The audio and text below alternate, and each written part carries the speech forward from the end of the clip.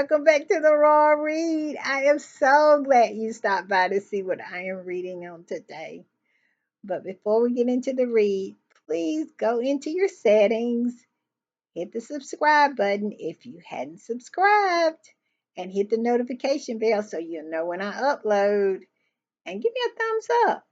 And to not too many haters, but the few haters that been hate watching my podcast, and drop me a line or two in my comments, and I'm sure my response has made you understand that I am not that girl.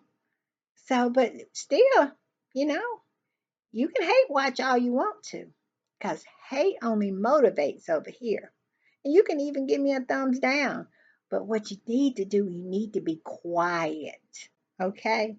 Because, like I said, I am not that girl. I'm not her. Okay? So don't be messing with me. All right, let's get to the read, y'all.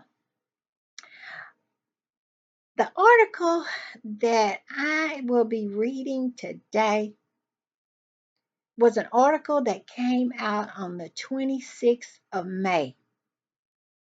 And it was during the time that Harry and Meghan had just finished the Nigerian trip for Invictus.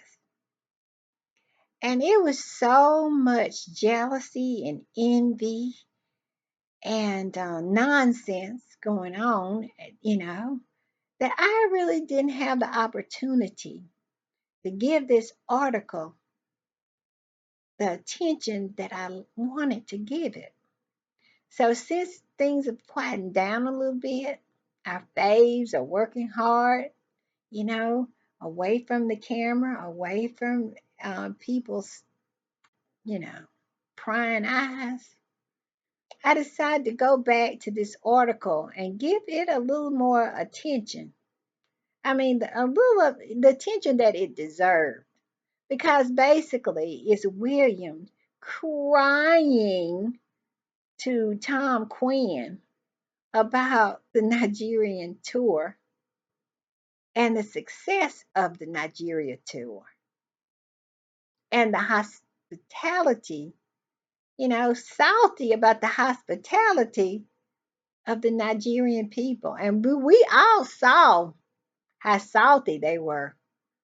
GB News just almost poured gas over themselves and struck a match. They were so salty. And all the tears and the kicking and screaming that was going on, it was something to see. It was something to see. And our faves just shined, and I love it. All right, let's get into the article, y'all. And this article was in the Mirror. And the name of the article is Prince William feels spare himself as Harry used his outcast status to become more prominent. Let me get this straight. When you have a problem, now you have a problem with Harry when he's on the inside, okay? But you also have a problem with Harry when he's on the outside too. Could it be that you just have a problem with Harry because Harry shines? Harry is an exceptional human being. Harry draws people to him. He has Diana's it factor. And it's a problem when it's on the inside of the firm, and it's a problem for them when they're on the outside of the firm. That's the way Diana was. It was a problem for them on the when she was on the inside and the outside. They have a problem with anybody who has it, because that family over there has none of it. You know, every Diana had such a hard time. Even Anne, the one they said worked so hard. Oh, she's the hardest working one. That's her. That's her claim to fame. Is that she is the hardest working royal. She did nothing but hate on Diana, not because of anything Diana did to her, but because of Diana's it factor. They even showed it on the crown where Anne said, it would be so great to get some kind of recognition sometimes. And she just shows up. Something like that. And I remember an actual video, a video clip of an actual reality that actually happened when William was born. Anne was so dismissive. They asked Anne about William being born, and she was very dismissive about it, as if she didn't care. So Diana had a lot to contend with in that family. And then she had a lot to contend with outside the family. And that's the same thing that's going on with Harry and Meghan. They hate Harry and Meghan for their shine, for their it factor. The it factor that Harry inherited from Diana. Meghan, I know she didn't get it from Thomas Markle, so she had to inherit hers from Mama Doria. Because Megan wrote all kinds on her blog, The Tig, of how great her mom was.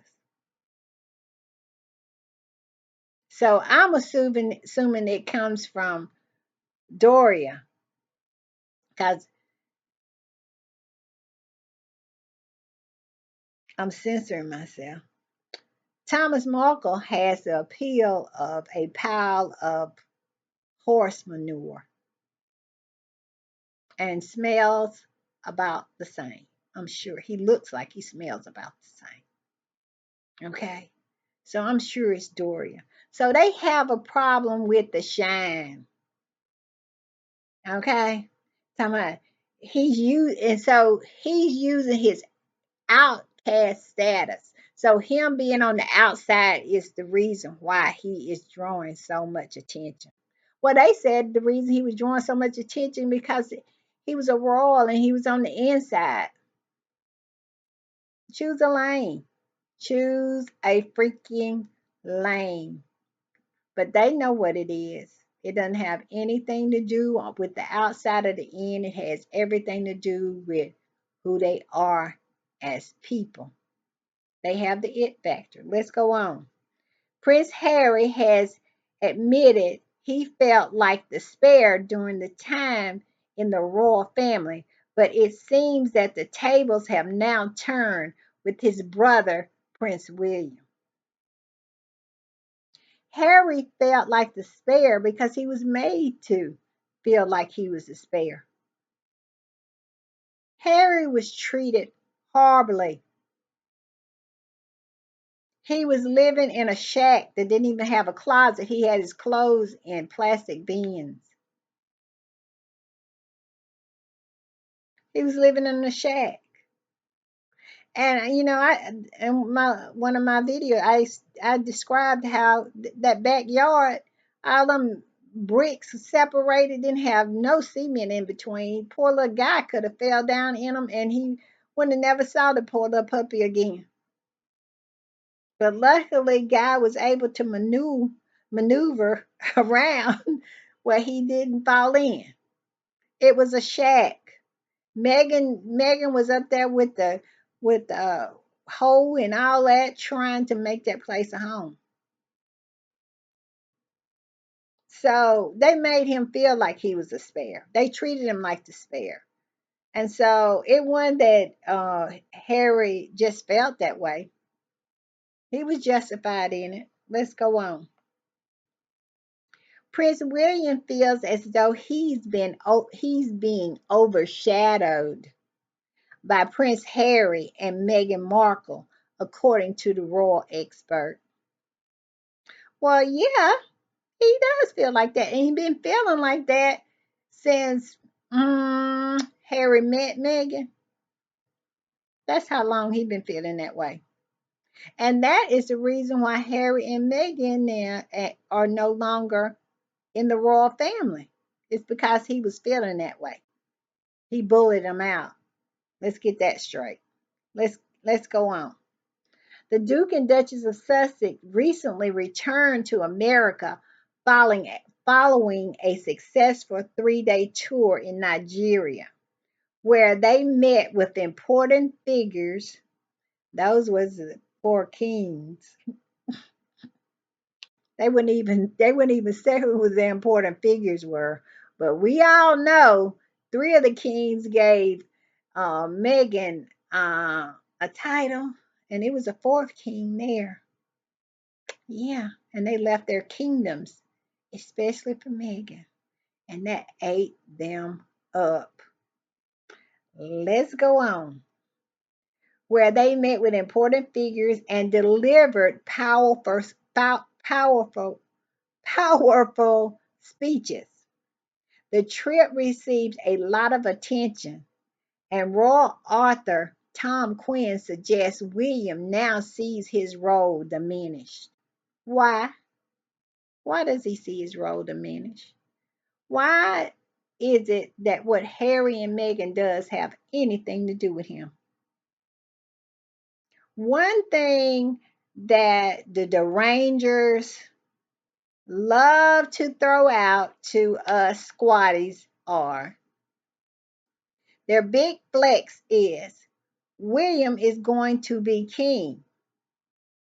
He's going to be king of the United Kingdom. What does that have to do with Harry and Meghan and the Invictus Games? Because that's why they were in Nigeria. They were about Invictus Game business. It had nothing to do with William. Why does he always try to center himself in Harry and Meghan's business? Harry and Meghan tend to their business, but he's always trying to center himself in their business. It's almost as if he wants them to care, but we know that he does. And we know that that's what the tabloid media wants. That's what that whole family wants. They want Harry and Meghan to be bothered, but yet they are unbothered. They want them to want them, but they don't. It kills them that Harry and Meghan do not care about their crowns and their palaces and their trappings. Meghan looked at it and said, I'll pass. I'm taking my baby, I'm taking my man, and we're out. Deuces. And it's been killing them ever since. And I love that for them. I love that for them. But it kills them. They want to be wanted. And they always trying to center themselves in Harry and Meghan's business. Look at Meghan making jam for her friends. And what do? Put together a whole commercial and start talking about the King's jam and the Rangers going off on a tangent about ordering the jam from the King. Always trying to center themselves in Harry and Meghan's business. Constantly. And he thinks because Harry and Meghan went to Nigeria on Invictus Games business, it somehow has something to do with him. He's diminished. Make that make sense. Let's go on. Speaking exclusively to the mirror. See, William been crying to him, and then he went on over there to the mirror to tell him what William had been crying about, tearing curtains off the wall, off the rods, and throwing dishes and kicking tables over about that Nigeria tour ate him up because he knows what Harry and Meghan can do, him and Kate cannot. Jamaica proved that. Nigeria proved that. And like I said, I know it was some bottles being turned up. That's why he was swaying back and forth. I won't say that because I don't think that was during the Nigerian tour, but I really think that Harry and Meghan keeps him up at night. I really do. And you know I believe that he has a thing for Meghan. He wants everything that Harry has. So but yeah, he went crying to Tom Quinn, and Tom Quinn went with his tears, William's tears still in the cup, and carried him over there to the mirror. And let's see what he says while he holds William's tears in a cup. Tom Quinn says it's almost as if Harry is using his freedom, his outcast status, as a means to become a more prominent role than he ever could have been when he was just the spare. That's straight out of William's mouth. He's using his freedom. You know he's jealous of Harry's freedom. I always have been. That's why he's always tried to control him. Yeah. And so he's using his freedom. He's using his outcast status. Well, you made him an outcast. You the one gave him his freedom because you didn't want him to continue to exist in the firm. But now you got something to say about that. Okay, let's go on. He said, Harry and Meghan has realized that they don't need the senior. I'm sorry. Harry and Meghan have realized that they don't need the senior royal's permission to organize a successful overseas trips where they behave as if they were the real thing.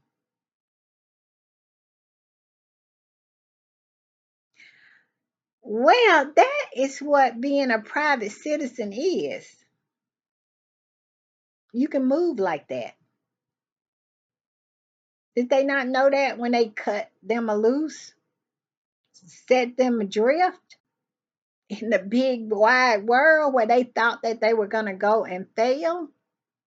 They was going to come back like King George thought America was going to come back. Wonder how that's working out. Me sitting here in America. And so how I wonder, how that's working out for them. But the thing that he said that they can behave as if they are the real thing. Harry and Meghan are behaving like Harry and Meghan. No different. Meghan is not behaving any different than she did before she joined that family. Meghan is not moving any differently. Harry is not moving any differently. Harry is just being himself. Meghan is being themselves. It doesn't have anything to do with being royal. It has everything to do with having it. And they have a problem with it, of course. Let's go on. During their time in Nigeria, Harry and Meghan played. Okay, hold on. During their time in Nigeria, Meghan and Harry was played the British national anthem, something which happens on royal trips. I guess you cannot play the national anthem here in America. Y'all tell me, here in America, we play the national anthem at the football game. It is not. Why is that something? And Harry is British. I mean, he hadn't given up his British citizenship. So why is that strange? They are just trying to nitpick every little thing. But we're gonna go on. It said play the national anthem sometime which it says something that only happens on royal trips. Harry was also invited to inspect the troops despite being stripped of his military titles. He was invited. He didn't insist upon. If they invite me and I don't have any kind of military credentials, I can inspect the troops. Harry was invited when he went to Hawaii, to Pearl Harbor. He was invited to inspect the troops. He walked right down in the middle of troops. It's, they did it out of the respect they have for him and his service that he has given to the military. That's why he was given that honor. But see, they're so used to people just being, having a deference for them because they slid out of a certain birth canal. And so they're the only people in the world that can, inspect troops wearing all their fake medals. Harry was wearing his real ones. Just saying. Gwen continued. They know that they will be welcomed and fetched as royals, even if they are not officially royals at all. They realize that the leaders of many countries don't care who is official royal or who isn't. They are just happy to see a young, glamorous couple who has royal titles and fit the bill. Now that's a lot to unpack. Let's go back where they said it's many countries are willing. He said they realize that the leaders of many countries don't care who's officially royal and who's not. You know why? Because Harry and Meghan brings the eyeballs to that country.